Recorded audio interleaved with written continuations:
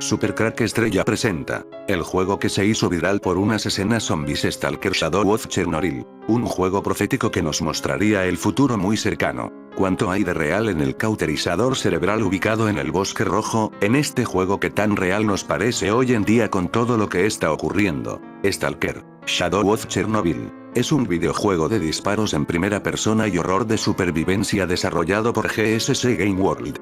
Stalker Shadow of Chernobyl contiene tanto elementos de un videojuego de rol como conversaciones, comercio, habilidades, misiones secundarias e inventario. Creado por GSC Game World y distribuido por THQ, fue lanzado el 21 de marzo de 2007 tras casi 6 años de desarrollo, y durante un tiempo fue considerado como Vaporware. Este juego utiliza un motor gráfico conocido como X-Ray, el que permitió la existencia de una serie de novedades en este producto. Stalker es la sigla de Scavenger, Buscador, Trespasser, Allanador, Adventurer, Aventurero, Loner, Solitario, Killer, Asesino, Explorer, Explorador, Rover, Ladrón. Sigla no oficial. Motor. El motor gráfico utilizado por este videojuego es el X-Ray.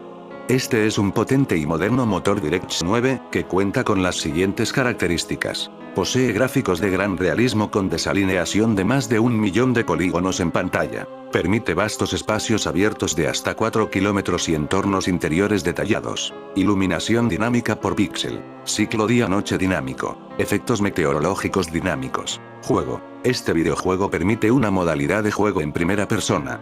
El personaje asignado tiene como nombre marcado, debido a que fue encontrado de casualidad, inconsciente y con una marca en el brazo que dice Stalker. En el juego se debe luchar contra mutantes que fueron afectados por radiación, militares, bandas de criminales y stalkers rivales. También contiene elementos sobrenaturales, como un objeto desconocido llamado el Genio, que según las historias se encontraría dentro de la central nuclear, y tiene la capacidad de conceder cualquier deseo que se le pida. Trama. La historia se desarrolla en el año 2002 en un lugar llamado La Zona, situada en la central nuclear de Chernóbil y sus proximidades, abarcando la ciudad abandonada de Pripyat. La geografía en el juego considera las localidades reales con algunas modificaciones en cuanto a posición y tamaño. Este juego tiene lugar luego de una segunda explosión nuclear ficticia que ocurre en el año 2006 causada por experimentos de un grupo de científicos de la extinta Unión Soviética, quienes aspiraban a crear un sistema de radares y transmisión para controlar mentalmente a la población, logrando crear una utopía controlada. En el momento en que los experimentos afectan una capa de la atmósfera llamada noosfera, se libera una cantidad de energía enorme, tan intensa que desdibuja el paisaje en bizarras y surreales anomalías, tan bellas como letales. En dichas anomalías se forman objetos conocidos como artefactos, los que le dan al portador capacidades sobrehumanas. Los Stalkers se dedican a buscar y vender artefactos. Misiones. Esta aventura se divide en varias misiones importantes. La misión principal es matar a Strelok, cuyo paradero es desconocido, por lo que hay que adentrarse en la zona para descubrir sus tenebrosos secretos. En el comienzo se muestra un vídeo en el cual hay un paisaje de campo con un clima lluvioso y tormentoso y un camino por el cual avanza un camión al cual llaman el camión de la muerte. El camión avanza a mucha velocidad resbalando por la carretera húmeda, en su parte posterior solo se vislumbran siluetas humanas. Es una misteriosa carga que parecen ser cadáveres afectados por la radiación. Tras unos segundos un rayo cae repentinamente muy cerca del camión destruyendo toda la parte trasera, lo que hace perder el control del vehículo y salirse de la carretera. Cuando la tormenta termina, un hombre corre hacia la zona del accidente y comienza a buscar entre los cuerpos cosas de valor. Se acerca a examinar a una persona y descubre que ésta aún vive. Lo levanta mientras sigue inconsciente y lo transporta al campamento para que lo examine Sidorovich. Cuando lo depositan sobre una mesa, buscan en su vestimenta algún indicio de su identidad. Descubren una bla, en la que hay un mensaje escrito en letra mayúscula. Kill Strelok, matar a Strelok. El hombre despierta sobresaltado y les quita la vida de las manos, dejando a la vista un tatuaje con las siguientes siglas. Stalker. Este hombre es el protagonista del juego. Stalker se refiere a los acechadores, las personas que se va encontrando a lo largo de la aventura.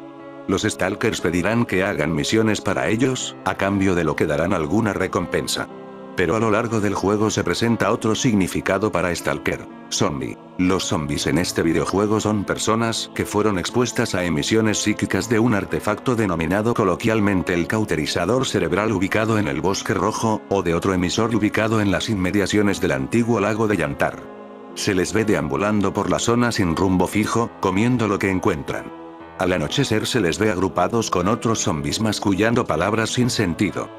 Eso sí, tener el cerebro frito no les impide disparar sus armas y van en número, así que pueden ser peligrosos. Es importante comprobar que estén muertos ya que pueden volver a levantarse. El Bosque Rojo de Chernobyl. Un bosque radiactivo. El Bosque Rojo es el nombre que recibe un bosque que conecta con la central nuclear de Chernobyl. Este bosque era un pinar que, tras el accidente nuclear, fue sustituido por un abedular, más resistente a la radiación. Existe otro bosque rojo en Rusia, en el Bosque Rojo del Kubán. El Bosque Rojo Kubán se localiza a los pies del Cáucaso Occidental en el suroeste de Rusia. Es un bosque inundable protegido de 4750 a situado en la orilla derecha del río Kubán, 56 kilómetros al oeste de Krasnodar. En este lugar hay una historia que ocurrió: una pareja en la ciudad rusa de Krasnodar llevó la fantasía de probar la carne humana mucho más allá de los límites. No solo cometieron varios asesinatos y luego se comieron a sus víctimas, sino que incluso llegaron a vender carne humana a restaurantes y tiendas. En este episodio de Enigmas sin resolver te contamos todo acerca del espantoso e indignante caso de la pareja de caníbales rusos. En el 2020 graban la caída de un meteorito en la región rusa de Krasnodar. En redes sociales ha aparecido un vídeo que muestra un meteorito cayendo cerca de la ciudad de Kropotkin en la región de Krasnodar, en el sur de Rusia. Hubo un fuerte destello y los lugareños dicen que el fenómeno tuvo lugar el jueves por la mañana. El video se grabó en la zona de la granja estatal, Sovkhoz, Kubani. Todas y todos hemos oído hablar del accidente nuclear de Chernobyl. Ocurrió el 26 de abril de 1986, en Ucrania, durante unas pruebas técnicas. A consecuencia de esto, se calculó que la vida no sería posible en la zona del accidente al menos en 20.000 años. Sin embargo, estas estimaciones no fueron del todo certeras, pues la zona sigue habitada por bosques, praderas y animales. Germán Orizaola, biólogo e investigador Ramón y Cajal del Instituto Mixto de Investigación en Biodiversidad, en Mieres, durante la conversación mantenida en el programa 51 de Actualidad y Empleo Ambiental, dice que un claro ejemplo de esto es el llamado Bosque Rojo. Este bosque era un pinar que conectaba con la central nuclear y, tras el accidente, sus acículas se tornaron rojizas. Quedó totalmente destruido, muriendo casi todos sus árboles. Actualmente, los niveles de radiación siguen siendo altos en esta zona, por ello, se ha utilizado en muchísimos trabajos como referencia para examinar qué estaba ocurriendo con la vida tras el accidente radiactivo. El Bosque Rojo en la actualidad, al morir los pinos, en la actualidad se encuentra poblado por abedules y de Bosque Rojo tan solo queda el nombre. Esta sustitución es debido a que los pinos son mucho más sensibles a la radiación que los abedules. En este bosque se realizan estudios de fauna, pues crían en su interior herrerillos, carboneros, chotacabras. También es transitado por ciervos. El estudio de la fauna y la flora dentro de este bosque se ve dificultado por el ruido que suponen todas las alteraciones que ha sufrido a lo largo de estas últimas décadas. Entre estas alteraciones se encuentran 2 incendios, hace 4 años y hace varios días. También el tránsito de humanos para las labores de reconstrucción y descontaminación.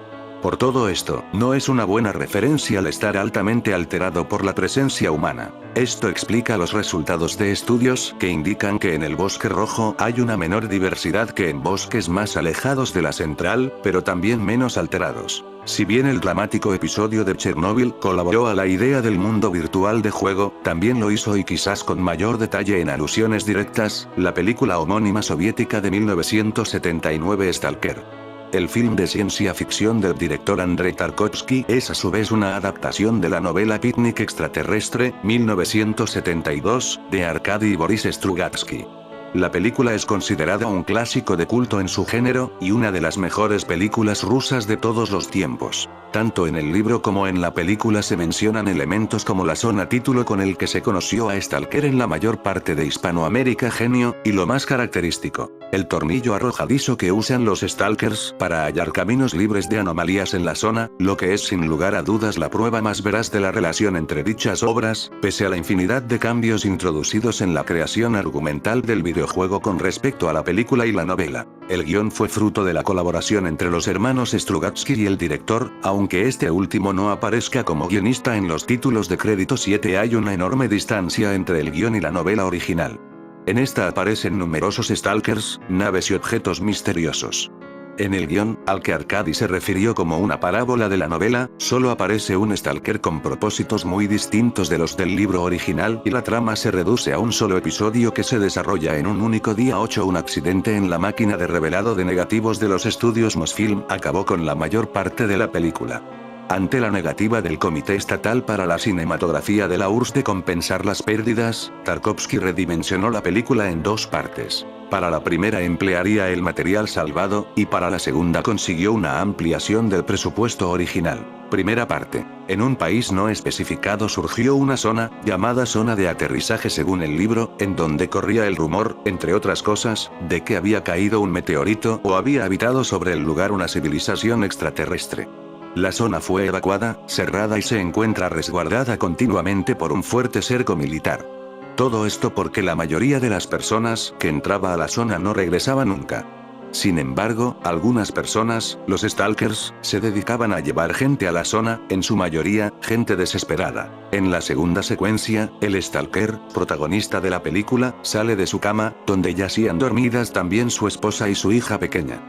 Cabe destacar que en esta escena, mientras él está en la cama con rostro moribundo, un tren en el que suena la marsellesa pasa por las afueras del hogar. Después, mientras el stalker se lava los dientes, la esposa se levanta y lo recrimina porque volverá a la zona. Ella se desploma llorando al tiempo que pasa otro tren en el que se puede escuchar la obertura de Tannhäuser de Richard Wagner. Él hace caso omiso y se marcha. Se encuentra con un hombre y una mujer junto a un coche lujoso. Ambos le están esperando para que los conduzca a la zona. La mujer va lujosamente vestida y tiene modales de clase alta. El stalker la rechaza y hace que se marche. Luego, junto con el hombre se dirige hacia un bar donde les espera una tercera persona. En una casa, dispuesta como bar, aparecen ya los 3 personajes principales. El stalker, el escritor y el profesor.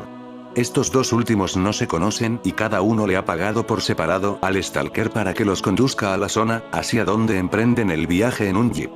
Atraviesan diversos paisajes peligrosos y reciben disparos, sin resultar heridos al atravesar el cerco policial. Tras un breve lapso abandonan el auto y se montan en una vagoneta de tren que yacía estacionada en un lugar abandonado, que les llevará a la zona. Al llegar a la zona se bajan de la vagoneta y la mandan sin ningún ocupante de vuelta al lugar del que ellos habían llegado. En la zona el stalker los deja momentáneamente y el profesor y el escritor entablan una conversación breve en la que se sabe que la hija del stalker había nacido sin pies como consecuencia de la zona. Allí emprenden rumbo y se van caminando de manera curva puesto que en la zona nadie puede caminar rectamente, ya que, cuanto más derecho se vaya más riesgo hay. Es casi imposible ir a la zona sin un stalker, pues la zona es casi únicamente naturaleza, y esta cambia a cada instante y sin previo aviso. La zona exige ser respetada. No sé qué sucede aquí cuando no hay nadie, pero basta que entre alguien para que todo se ponga en movimiento de inmediato, dicen en un instante particularmente conmovedor del film. Stalker es el 5º largometraje del gran realizador ruso Andrei Tarkovsky, 1932-1986, y el último que hizo en la Unión Soviética. Para muchos críticos, este es el punto más alto de una filmografía extraordinaria. Para algunos de sus colaboradores, también fue el film que le costó la vida. Y no solo al director, también a su esposa, la actriz Larisa Tarkovskaya, y a su actor principal y frecuente colaborador, Anatoly Solonitsyn. Esta mítica obra maestra de Tarkovsky está basada en un relato de ciencia ficción, Picnic a la era del camino de los escritores Arkady y Boris Strugatsky, y bien podríamos decir de ella que es la película que se adelantó a Chernobyl. Stalker recrea un mundo postapocalíptico, donde existe una zona prohibida y peligrosa a la que nadie puede ingresar. Una fantasía que 7 años más tarde se convertiría dramáticamente en realidad. Stalker es un hombre, aparentemente rústico, cuyo oficio es hacer entrar a forasteros curiosos en la zona, una región envuelta en el enigma donde se cree que descendió una nave extraterrestre. La zona permanece sometida a una estricta custodia policial. Stalker sabe cómo vulnerar esa vigilancia. Stalker, 1979, es el 5º largometraje del gran realizador ruso Andrei Tarkovsky, 1932-1986, y el último que hizo en la Unión Soviética. Para muchos críticos, este es el punto más alto de una filmografía extraordinaria. Para algunos de sus colaboradores, también fue el film que le costó la vida. Y no solo al director, también a su esposa, la actriz Larisa Tarkovskaya, y a su actor principal y frecuente colaborador, Anatoly Solonitsin. Tal vez sea exagerado afirmar que esta película, mal recibida y escasamente vista en el momento de su estreno, cambió la historia del cine. No es aventurado proponer que cambió la vida de muchos de sus pocos espectadores. O, al menos, que algo en esta película los interpeló intensamente y creó una sugestión inefable y duradera, un magnetismo que los reenvió a ella una y otra vez y que contribuyó a formar sus gustos, lo que podían esperar del cine y hasta los rasgos de su propio trabajo. El escritor inglés Geoff Jarrett dedicó un libro, Sona, un libro sobre un film sobre un viaje a una habitación, que es una mezcla de análisis fílmico, disección de una obsesión, es la película que más veces vi en mi vida, siempre tengo ganas de verla, dice, y autobiografía. El premio Nobel Ken Saburo-Oe consagró un capítulo de su novela Una familia tranquila a la fascinación de su narradora con la opacidad del film. El novelista británico M. John Harrison tomó la premisa central, una zona prohibida en la que las reglas de la naturaleza cambian, para hacerlo el elemento común de su trilogía Luz, Nova Swing y Espacio Vacío. Björk usó uno de los poemas recitados, en una traducción al inglés, como letra de su canción Deadly Flame of the Sire. El novelista norteamericano Jeff Vandermeer también recurrió al escenario de la zona prohibida rebautizada Área X, en su trilogía Aniquilación, Autoridad y Aceptación, en una innegable reescritura del film, aunque negada por el autor. Lo mismo corre para la película de Netflix basada en la primera de esas novelas, dirigida por Alex Garland. Aquí sí los técnicos reconocieron que Stalker fue una referencia ineludible, estrenada este año. En The Limits of Control de Jim Jarmusch, Tilda Swinton cuenta una historia autobiográfica sobre el efecto de este film en su inconsciente. El film austríaco Die Tochter, la hija, de Bernard Kamel retoma la historia de uno de sus personajes más enigmáticos, 25 años después. Se puede seguir largo rato rastreando sus huellas en el cine reciente, desde la filmografía de Lars von Trier a El renacido de Alejandro González Iñárritu, ver también Atómica, con Charlize Theron. Hasta hay un videojuego inspirado por Stalker, en la que acaso sea la primera y última conversión de una película de arte europea en un relato shooter para buscar y destruir. Stalker está basada en una novela de los hermanos Arkady y Boris Strugatsky, pero tiene muy poco en común con su fuente. Su título en castellano es Picnic extraterrestre, aunque el original ruso puede traducirse más fielmente como Picnic al costado del camino. La novela está asentada firmemente en la ciencia ficción. Naves extraterrestres llegan a nuestro planeta e ignoran por completo a los humanos. 2 días después parten, pero dejan detrás, como si hubieran venido a un picnic, una serie de despojos, artefactos indescifrables aunque de propiedades sorprendentes, en 6 zonas a las que los gobiernos vedan el acceso. Exploradores llamados Stalkers ingresan a ellas ilegalmente para recuperar y vender algunos de esos artefactos, de nombres ridículos en el argot de los Stalkers, como jalea de brujas, vacíos llenos, graviconcentrados o gotitas negras, y también para buscar al más elusivo de todos ellos, una esfera dorada que, se dice, posee la capacidad de hacer realidad cualquier deseo. Esta historia se desarrolla a lo largo de 8 años en la vida de su protagonista. Tarkovsky solo toma de la novela su idea más importante, la existencia de una zona de exclusión, y algunas escenas del capítulo final, sobre la última incursión del Stalker en la zona. El argumento es tan pequeño que alcanza con la segunda mitad del subtítulo del libro de Dyer para contarlo con precisión. Una película sobre un viaje a una habitación. Es difícil imaginar una trama más sencilla. Los protagonistas son un stalker, o guía, nada que ver con su sentido original de merodeador o el más reciente de acosador de las redes sociales, que lleva a otros 2 personajes, llamados solo escritor y profesor, a través de la zona prohibida hasta un cuarto que puede cumplir ya no cualquier deseo sino el más íntimo, de quien ingrese en él. Si bien Tarkovsky solía renegar de las interpretaciones en clave simbólica, no es demasiado aventurado sugerir que escritor y profesor representan las 2 formas seculares de acceso a la verdad, arte y ciencia, mientras que la otra, la religiosa, está encarnada por el stalker. El stalker cree ciegamente en el poder de la zona. Si se hace necesario creer es porque lo más maravilloso del lugar es que no tiene nada de maravilloso.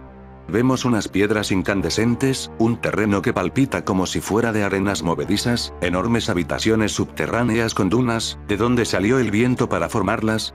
Pozos sin fondo, lluvia. En un interior En suma, visiones cautivantes y extrañas, pero nada que cruce el umbral de lo inexplicable. Toda la película, salvo el final, se balancea magistralmente sobre esa cuerda floja. ¿Sucede en la zona lo que el Stalker dice que sucede o todo es un embuste o el Stalker cree realmente pero nada de lo que cree es real? Desde este punto de vista, es una exploración del mito o de la fe religiosa. En esa triple vacilación está el enigma de la zona, aquello que le otorga su poder y la vuelve un misterio. La película logra transmitirnos la idea inquietante de que existe algo que acecha, oculto pero presente. Esa presencia desconocida es la zona misma. Tarkovsky nos hace sentir, sin decirlo, que la zona está viva y lo consigue poniendo todo en tenue movimiento. El aire, el agua, hasta el suelo con sus arenas movedizas o sus pastizales mecidos por el viento. Pero el principal agente de esta percepción es su cámara. Aún los planos que parecen estáticos tienen un imperceptible zoom que se acerca o aleja, hay que concentrarse en los bordes del cuadro para notarlo. Estos movimientos mínimos, casi subliminales, inducen la idea de una palpitación, una respiración en la imagen. Pero el modo más extraordinario en que Tarkovsky invoca la presencia de la zona es a través de otro recurso propio del cine, el plano subjetivo. Muchas de las escenas comienzan de modo subjetivo, ese plano en el que la mirada de la cámara coincide con la mirada de un personaje. Alguien camina por la zona, pisando pesadamente sobre los pastizales y observando hacia el frente, pero luego, de a uno, los únicos tres personajes que están allí ingresan al plano, a esa subjetiva. ¿Quién estaba mirando, entonces? La única respuesta posible es la zona. Es lícito preguntarse qué es este territorio imantado que atrapa con la misma fuerza a sus personajes y a sus espectadores. ¿Qué significa? ¿Qué representa? La indeterminación contamina las posibles respuestas del mismo modo que a todo en el film.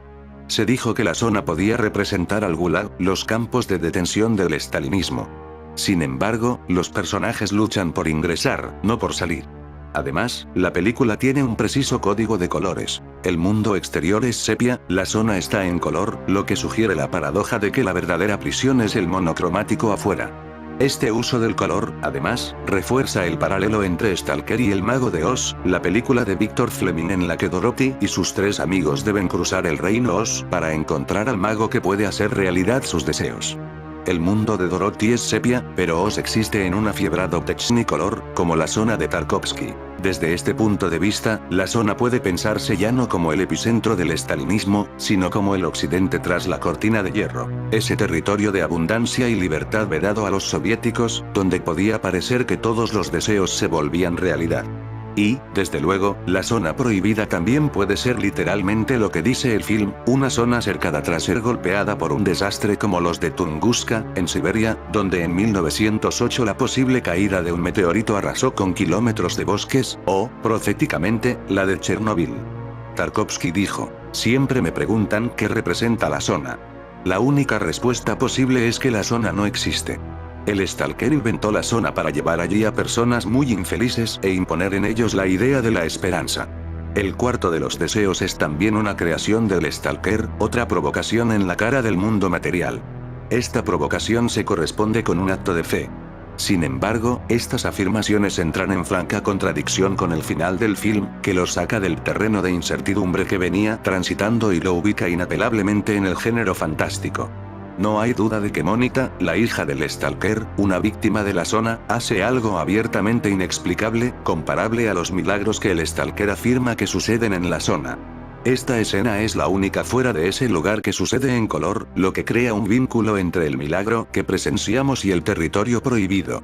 Es una reivindicación de la religión, de la fe del Stalker. Para aquellos que creen, lo imposible es posible. La zona es el ejemplo más acabado del paisaje predilecto de Tarkovsky. La naturaleza reclamando los restos de la civilización, la vegetación que vuelve a crecer entre las ruinas. El poder evocativo de estas imágenes seguramente provenga de que son una condensación del paso del tiempo. Esa es la materia primordial del cine de Tarkovsky, en sus imágenes más características hay un reconocimiento y aceptación del devenir. Los lentos travelings que van revelando una sucesión aleatoria de objetos carcomidos, erosionados, son una muestra de la densidad temporal de su mundo. La temporalidad no solo se pone de manifiesto en lo representado, sino también en la materialidad de sus films.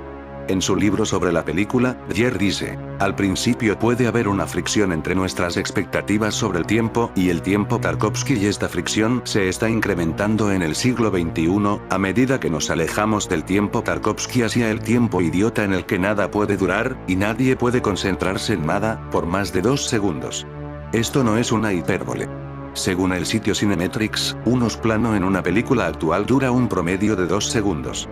Los 95 minutos que dura, aproximadamente, un tanque de Hollywood, contienen unos 2000 cortes, duración promedio de cada plano, 2,85 segundos. Stalker dura 162 minutos y tiene apenas 140 cortes. Cada plano dura en promedio bastante más de 1 minuto, 70 segundos. A esto se refiere Jer con lo del tiempo Tarkovsky. Sigue. Tarkovsky le dice a su audiencia: olvídense de sus ideas previas sobre el tiempo, dejen de mirar sus relojes, esto no va a avanzar al ritmo de máxima velocidad, pero si ustedes se entregan al tiempo Tarkovsky, entonces el alboroto descontrolado de Bourne, el ultimátum les va a parecer más aburrido que la aventura, de Antonioni. En fin, amigo de Supercrack Estrella, que tengas un buen día.